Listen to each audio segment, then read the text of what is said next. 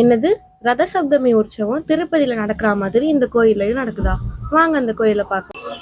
Hi, this is life circle. வாழ்க்கை வாழ்வதற்கு இன்னைக்கு நம்ம எங்கே வந்திருக்கோம் அப்படின்னா, ரத சப்தமியான இன்னைக்கு நாராயணவனம்ன்ற வில்லேஜுக்கு தான் வந்திருக்கோம். இந்த வில்லேஜ் எங்கே இருக்குது அப்படின்னா, காஞ்சிபுரத்துலேருந்து 80 கிலோமீட்டரும், திருப்பதிக்கு முன்னாடி 30 கிலோமீட்டர் டிஸ்டன்ஸில் இருக்குது.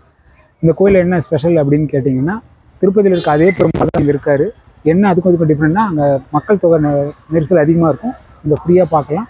அதே போல் அதே ஏழுமலையான் தான் இங்கேயும் தரிசனம் பார்க்குறோம். இங்கே திருப்பதி நடக்கிற அதே ரத சப்தமி உற்சவம் இங்கேயும் நடக்குது. அந்த அந்த மக்கள் கூட்டத்தில் நெரிசலில் நம்ம பார்க்க முடியாதுன்னு நினைக்கிறவங்க இங்கே வந்தால் சுவாமி தரிசனத்தை பார்க்குறதோடு இல்லாமல் இந்த ரத உற்சவத்தையும் நம்ம ஃப்ரீயாக பார்க்கலாம். அது மட்டும் இல்லை, சுவாமி கிட்ட இருந்து நம்ம தரிசிக்கக்கூடிய ஆப்ஷன் இருக்குது. ஸோ வாங்க இந்த ரத உற்சவத்தை போய் பார்க்கலாம். இந்த உற்சவத்தோட சிறப்பு என்னன்னு பார்த்தீங்கன்னா, வருடம் ஒரு முறை தனித்தனியாக நடக்கும் உற்சவங்களில் ஒரே நாளில் பார்ப்பது ஒரு மிக சிறப்பு. அந்த உற்சவத்தோட பேர் என்னன்னு பார்த்தீங்கன்னா ரத சப்தமின்னு சொல்லுவாங்க. இது பொதுவாக பெருமாள் கோயிலில் இந்த உற்சவம் நடக்கும்.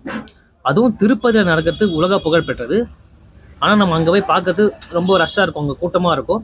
ஒவ்வொரு உற்சவத்துக்கும் நிறைய கேப் இருக்கிறதுனால ரொம்ப ரொம்ப ரஷ்ஷாக இருக்கும் அங்கே.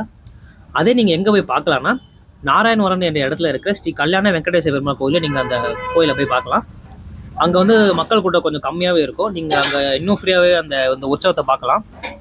அது இல்லாமல் அங்கே உற்சவம் மட்டும் இல்லாமல் கோலாட்ட நிகழ்ச்சிகளும் அங்கே நடக்கும். அது பார்க்கவே ரொம்ப அழகாக இருக்கும். இந்த உற்சவம் நடுநடு கேப் வந்து ஒரு மணி நேரம் கேப் இருக்கும். இதே நீங்கள் திருப்பதின்னு பார்த்தீங்கன்னா, அங்கே கேப்பில் நம்ம அங்கே தான் இருந்து எல்லா உற்சவத்தையும் பார்க்குற மாதிரி இருக்கும். ஆனால் இங்கே பார்த்தீங்கன்னா அந்த ஒரு மணி நேரம் இன்பிட்வீன் கேப்பில் நம்ம இங்கே நாராயணன் பக்கத்தில் நிறைய கோயில்கள்லாம் இருக்குது. அந்த கோயில்களையும் பார்த்துட்டு நம்ம இங்கே இருக்கிற உற்சவத்தையும் பார்க்கறதுனால இங்கே ரொம்ப ஈஸியாக நம்ம அந்த உற்சவத்தை பார்க்கலாம்.